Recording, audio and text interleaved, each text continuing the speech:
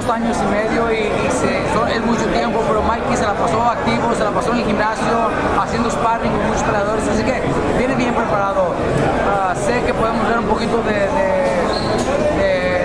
rust fuera de tiempo, pero también no me sorprendería si se mira sensacional, porque viene muy bien preparado.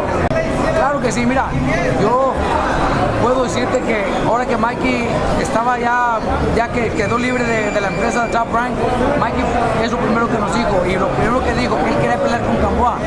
Obviamente hay negociaciones, hay manejamiento, promotores que tienen que hacer el trabajo para poder hacer una pelea, y no se pudo, porque nos ofrecieron la pelea aquí en Nueva York, y Mikey dijo, ¿por qué no puede entrar a Gamboa? Pero como te digo, son negociaciones, quizá muy poco tiempo, por la razón que no se pudo, pero Mikey está listo para pelear con Gamboa. Fue una pelea que no se dio por varios motivos promocionales, pero es una pelea que todavía me interesaba.